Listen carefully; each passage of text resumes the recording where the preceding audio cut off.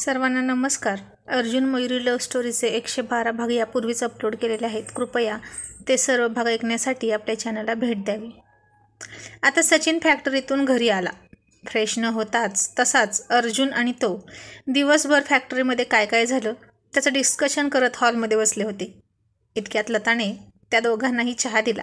सचिनने तिच्याकडे पाहिलं आणि नेहमीप्रमाणेच गालात थोडंसं हसून तिला छान स्माईल दिली आणि ती मात्र सचिनकडे पाहून खूप लाजत गालात हसून आत किचनमध्ये पळाली. तसा सचिन मनात चकित होऊन म्हणाला, आता हिला काय झालं, इतकी का हसत आहे ही? आणि अर्जुन म्हणाला, ए सचिन, इतका काय तिच्याकडे पाहतोस? तुला जावंसं वाटते का बायकोजवळ? दिवसभर मिस करत असशील ना तिला? मग चल आपण नंतर बोलूया. आधी तू जा तुझ्या बेडरूममध्ये आणि फ्रेश हो. जा आणि तिलाही फ्रेश कर. असं म्हणून अर्जुन हसायला लागला आणि सचिन म्हणाला, ए नाही, असं नाही काही. अरे पण ती बघ ना किती हसत आहे. नेहमी तर असं नाही करत ती, मग आजच का अशी हसते? भानगड काय आहे कळायला मार्ग नाही. आणि अर्जुन म्हणाला, नक्कीच गोड बातमी असेल सचिन. अरे मयूसुद्धा अशीच विनाकारण हसत होती, तिला दिवस गेले तेव्हा. आणि सचिन आधी खुश झाला पण नंतर काहीतरी क्लिक होत म्हणाला, ए अर्जुन, तिचे पिरियड्स येऊन आता कुठे 15 दिवस झालेत, लगेच काय? आणि मग अर्जुन हसून म्हणाला, गधड्या, पण हे ऐकून किती गोड हसलास रे तू. म्हणजे तुला ही इच्छा आहे ना बाबा व्हायची? आणि सचिन नुसता गालात हसला आणि म्हणाला, भाड्यात तुला ना कोणती बाई विनाकारण हसताना लाजताना दिसली की दिवस गेलेत तिला असंच वाटणार, हो ना? मग अर्जुन म्हणाला, मग काय तर, हे मी नाही, माझा अनुभव सांगतो ना. आणि मग सचिन म्हणाला, बरं ते जाऊ दे, आपण आपल्या कामाचं बोलूया. इतक्यात मयुरीने हाक मारली, अहो. आणि अर्जुनराव त्याच टोनमध्ये म्हणाले, का हो, काही करायचं आहे का? का साली उचलू तुम्ही खाल्लेल्या केळ्यांच्या? आणि ती हसून मनात म्हणाली, अगं कुठले. मग ती म्हणाली, आवरा पटकन, भाऊजींना फ्रेश होऊन येऊ द्या, जेवण झालंय तयार. आणि आता जेवताना सुद्धा लताचं तेच चाललं होतं. गालात हसत होती. जेवण झालं आणि जेवणात दूध केळी पाहून अर्जुन म्हणाला, आता आमच्या घरात केळी पौर्णिमा साजरी होणार बहुतेक. नाश्त्यात केळी, जेवणात केळी. आणि मयुरी म्हणाली, तसं काही नाही, आजच फक्त केली जास्त पिकली होती ना म्हणून. मग अर्जुनराव जेवण करून त्यांच्या बेडरूममध्ये निघाले आणि सचिन म्हणाला, अर्जुन थांब ना यार, चल आपण आज टेरेसवर झोपूया. बेडरूममध्ये फार गरम होतं रे. टेरेसवर छान वारा सुटला आणि अर्जुन म्हणाला, बेने मला माहीत आहे तू मुद्दाम असं बोलतोय ना. आणि सचिन म्हणाला, मग तू नाही का माझी अशी गंमत करत? आणि अर्जुन म्हणाला, आज नको, उद्या झोपू. आणि अर्जुनला लगेच बेडरूममध्ये पळाले, कारण त्यांची मयुराणी झोपली तर दिवसभर तिचा रोमॅन्टिक मूड बनवण्यासाठी केलेली मेहनत वाया जायची आणि रोमॅन्टिक अंघोळसुद्धा वाई जाईल. मग सचिन त्याच्या रूममध्ये आला. त्याने दरवाजा बंद केला तर लता पुन्हा तशीच हसताना त्याला दिसली. आणि सचिन तिच्याजवळ जात तिच्या खांद्यावर हात टाकून म्हणाला, लता, तुला काही झालंय का? का हसतेस ग इतकी माझ्याकडे पाहून? मी आज काही विचित्रपणा केला आहे का काय? आणि ती त्याला मिठी मारत म्हणाली, नाही हो, तुम्ही नाही काय केलं. आणि मग म्हणाली, तुम्ही सांगा कसा गेला आजचा दिवस? आणि सचिन म्हणाला, रोजच्यासारखा. आणि तुझा? तसं तिला दुपारचा अर्जुन मयुरीचा बाथरूम रोमॅन्स आठवला आणि ती पुन्हा खूप खूप हसायला लागली.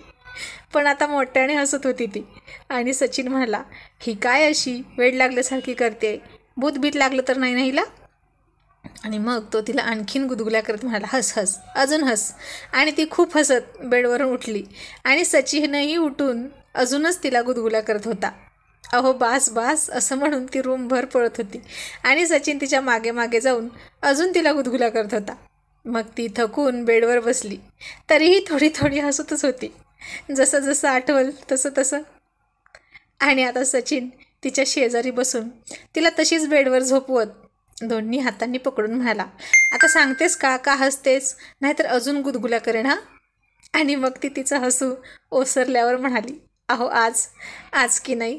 आणि असं म्हणून पुन्हा तोंड धरून हसत सुटली. सचिन नुसता कावरा बावरा होऊन तिच्याकडेच बघत बसला. मग पुन्हा तिनं प्रयत्न केला आणि ती म्हणाली, मी ना आज काहीतरी ऐकलं. आणि सचिन म्हणाला, काय ऐकलं तू, जे इतकं हसतेस? एखादा जोक ऐकलास का की कॉमेडी पिक्चर ऐकलास तू? आणि ती म्हणाली, नाही, आपल्या घरातीलच कॉमेडी ऐकली. आणि सचिन काहीही न कळून म्हणाला, घरात कॉमेडी कोणी केली? आणि ती म्हणाली, अहो मी आज दुपारी मयुरीताईंच्या खोलीत गेले होते आणि ते दोघे बाथरूममध्ये, आणि मला आता लाज वाटते पुढं सांगायची असं म्हणून ती लाजून हसायला लागली. आणि सचिनचा सगळा प्रकार लक्षात आला. त्यानं नुसती म्हणून मान हलवली आणि तो सुद्धा खूप हसायला लागला आणि म्हणाला, हा अर्जुन पन्ना भाडा 1 नंबरचा चावट आहे.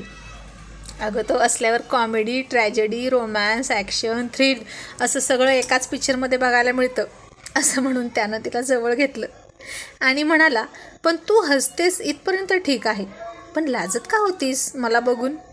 आता लता थोडी धीट होती सचिनपेक्षा आणि पुन्हा लाजून हसत पुढाकार घेत म्हणाली, तुम्हाला काही कळत नाही का मी का लाजते?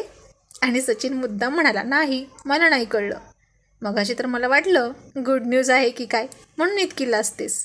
आणि ती म्हणाली, हट गुड न्यूज नाही, मी तर दुसरंच काहीतरी आठवून हसत होती. काय गं मला पण सांग ना. आणि ती आता म्हणालीच, तुम्ही कधी करणार अशी रोमॅन्टिक अंघोळ माझ्यासोबत? आणि सचिननं तिच्याकडे चमकून पाहिलं. तो असल्या बाबतीत जरा मागासच होता. असल्या रोमॅन्टिक कल्पना त्याला कधी सुचणार? पण लता मात्र खूप हौशी होती. नवऱ्यानं कसं वेगवेगळ्या प्रकारे प्रेम करावं, त्याच्यासोबत फिरावं असं तिला वाटायचं.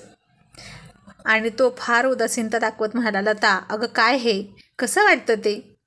आणि ती म्हणाली, त्यात काय, तुमचा मित्र करतो आणि तुम्ही असे अनरोमॅन्टिक कसे हो? मग सचिन म्हणाला, आता या गोष्टीत तुलना करायची का शर्यत लावायची कोण जास्त रोमॅन्टिक आहे? आणि मग त्याने तिला मिठीत घेतली आणि म्हणाला, मला तर बेडवर बसूनच रोमॅन्स करायला आवडतो.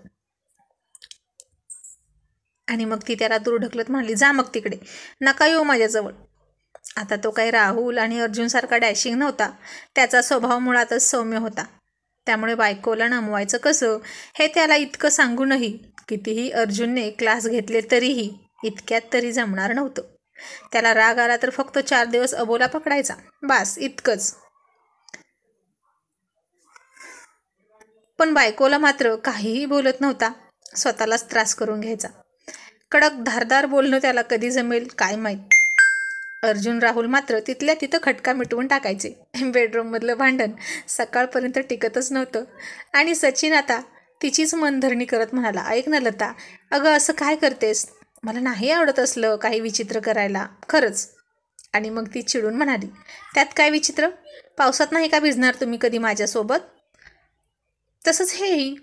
आणि तो म्हणाला, अगं ते भिजणं झालं आणि ही अंघोळ झाली, फरक असतो ना दोन्हीत. मला नाही जमायचं गं. आणि काय खूळ घेऊन बसलीस तू हे?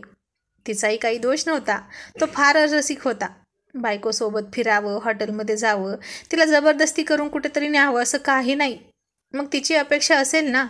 आणि ती आणखीन गाल फुगवून बसली. मी काहीतरी मागितलं का हो तुमच्याकडे आजपर्यंत? सांगा ना. एखादा दागिना मागितला का आणखी काही मागितलं? जरा कुठं रोमॅन्टिक क्षण मागितले तर तुमचं असं सुरू असतं.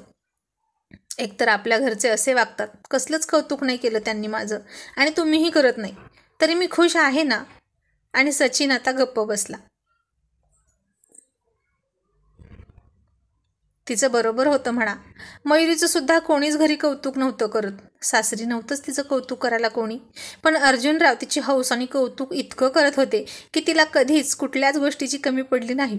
दुसऱ्यांनी कोणी कौतुक करावं याची तिला गरजच पडली नाही. आता ती तिच्या आईकडून सुद्धा कौतुक करून घेत नव्हती. इतकं कौतुक तिचा नवराच करायचा. आता असा नवरा असेल तर मग कुणा दुसऱ्याची कौतुक करायची गरजच नाही, हो ना. अर्जुनराव काय ऑल डे ऑल नाईट रोमॅन्टिकच रोमॅन्टिक, मयुरीला कंटाळा येईपर्यंत. पण सचिनच्या हे स्वभावातच नव्हतं. तो तरी काय करेल बिचारा, असतो ना एकेकाचा स्वभाव. आणि सचिन नाईलाजाने म्हणला, बरं चल मग आत्ताच करू रोमॅन्टिक आंघोळ. आणि आता त्यानं इतकं आधीच आडेवाडे घेऊन तिचा मूड घालवला होता. आणि आता होकार देऊन काय उपयोग? आधी नुसता प्रेमानं हो तरी म्हणाला असता तरी पुष्कळ होतं की. ती काही लगेच त्याला आंघोळ करायला चल म्हणणार नव्हती. आणि ही बायकोंची सायकोलॉजी कळायला सचिनरावांना कधी जमणार होतं काय माहीत. आणि आता लता म्हणाली, आता कुठे, नंतर बघू, आता झोपा. आणि तो तिला मिठी मारत म्हणाला, मग आता का झोपतेस तू? आता नाही का रोमॅन्स करायचा? आणि ती म्हणाली, करायचा, पण रोमॅन्टिक बाथरूम आंघोळ झाल्यावर. आणि ती पांघरून घेऊन झोपलीच सुद्धा. आणि सचिन डोक्यावर हात मारत म्हणाला, हा अर्जुन पन्ना नुसता हलकट आहे, नालायक कुठला. याला बेडरूम लावून रोमॅन्स करायला काय झालं होतं? या माकडामुळे माझी गोची झाली ना आता. याला काय एक रोमॅन्टिक आयडिया सुचतात कुठून कुठून. गुलदस्त्यातून असल्या रोमॅन्टिक आयडिया काढत असतो. काय माहीत. आणि इथं माझी गोची होऊन बसते. याला आता उद्याच बघतो असं म्हणून बिचारा सचिन सशासारखा गरीब चेहरा करून वळवळ न करता कळत आपण गुपचूप झोपला. आणि इकडे मात्र अर्जुनराव दिवसभर घेतलेल्या मेहनतीची गोड गोड फळे चाकत होते. तो बेडरूममध्ये आला आणि बेडला टेकून बसला. मयुरीच्या बेडरूममधल्या मोहक हालचाली पाहत. त्यानं त्याच्या मयुराणीसाठी गजरा आणला होता. दुपारी केळी आणायला गेला तेव्हाच, पण लपवून ठेवला होता. त्यांना सारखं असलं रोमॅन्टिक खूप काही सुचतं. सचिनने तर कधी असलं केलंही नव्हतं. आणि मयुरीने साडी काढून गाऊन घातला. ती त्याच्या शेजारी येऊन बेडवर बसली. तसा त्याने गजरा सोडला आणि इतका वेळ झाकून ठेवलेला त्याचा सुगंध रूमभर दरवळला. मयुरी खूप खुश झाली आणि तिने त्याच्याकडे पाठ फिरवली. अर्जुनने तो गजरा तिच्या आंबाड्यात माळला. त्याचा एक दीर्घ असा श्वास घेतला आणि तो सगळा सुगंध त्यानं त्याच्या छातीत साठवला आणि तिला तशीच पाठीमागून घट्ट मिठी मारली. आणि मयुरी शहारली, त्याच्या स्पर्शाने मोहरली आणि तिने त्याच्याकडे पाहिलं. आता अर्जुनरावांना तिच्या ओठावरचा काळा तेल खुणावत होता. त्याने हळूच आधी एक बोट तिच्या ओठावरून फिरवलं. तिला आता कसं तरीच होत होतं. तिला खूप गुदगुल्या होत होत्या. मग तिनं तिचं तोंड फिरवलं, पण तरी अर्जुननं पुन्हा तिचं तोंड स्वतःकडे वळवून खट्याळपणा करत तिच्या ओठांवरून अलगद बोट फिरवायला सुरुवात केली. आणि मग तिनं मुद्दाम ते बोट दातात जोरात पकडलं आणि त्याला खूप वेदना झाली. मयू सोड अगं बोट, तो म्हणाला, पण ती मान हलवून नाही म्हणाली. मग त्यानं तिच्या गालावर किस केला आणि त्याच्या दातात तिचा गोबरा गाल पकडला. तसा तिचा गोरा गाल रक्ताळला आणि तिने त्याचं बोट सोडत म्हणाली, गाल चोळून लटक्या रागातच, काय हे अर्जुनराव, इतकं जोरात चावतात का? दुखलं ना मला. आणि अर्जुनराव म्हणाले, मग मी लोखंडाचा आहे का गं? मला पण दुखलं ना. मग ती म्हणाली, पण मी बायको आहे ना तुमची, माझं चालतं सगळं. आणि अर्जुनराव म्हणाले, मग मी कोण आहे? मी पण नवरा आहे ना तुझा. तुझं लग्न खऱ्याखुऱ्या माणसाची झाले ना, माझ्यासारख्या ढाण्या वाघासोबत, एखाद्या बैलासोबत नाही, जो खाली मान घालून तुझं सगळं ऐकेल. मी सुद्धा नाजूक आहे, उलट तुझ्यापेक्षा जास्त स्मार्ट आणि गोरा, कळलं?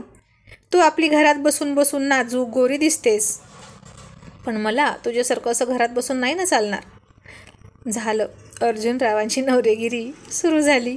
आणि ती म्हणाली, मग मीही येते तुमच्यासोबत फॅक्टरीत, चालेल? आणि अर्जुन म्हणाला, ते तू नको सांगू, गुपचूप जे लाड करतोय ते घे ना करून. आणि तुला न्यायचीच असती तर तुला माहीत आहे मी कसंही करून नेलीच असती तुला या आधीच. घरात बसून आराम कर आणि नको ते खूळ येऊ नको देऊ तुझ्या डोक्यामध्ये. तुला माहीत आहे का, 8-8 महिन्यांच्या गरोदर बायकासुद्धा फॅक्टरीमध्ये कामाला येतात, दिवसभर काम करतात. आणि शेतातसुद्धा इतक्या उन्हातसुद्धा गरोदर बायका लहान मुलं घेऊन काम करत असतात. संसार चालवण्याची जबाबदारी असते त्यांच्यावर. त्यांचे कुठले लाड आणि कुठलं काय? तुझ्या नशिबात ते नाही. आता मयुरी गप्प बसली. ती निरुत्तर झाली होती. अर्जुनरावांच्या पुढे आता काय बोलणार? पण मुळात तीच चुकलं होतं. आपल्या नवऱ्याला एकही तिरका शब्द खपत नाही हे माहीत असूनही ती त्याच्याशी वाद घालत बसली.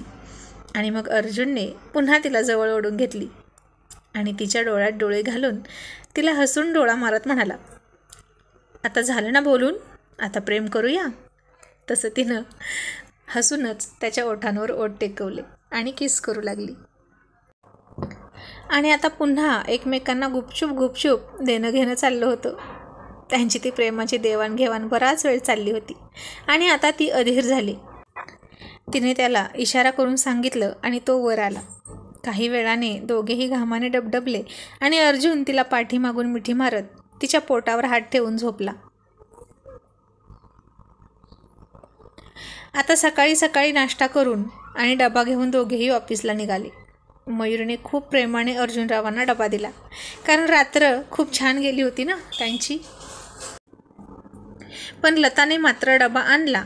सचिनने तो डबा घेण्यासाठी हात पुढे केला, पण तिने डायनिंग टेबलवर जवळ आपटून ठेवला आणि त्याच्याकडे पाहत तोंड मुरगाळून निघून गेली.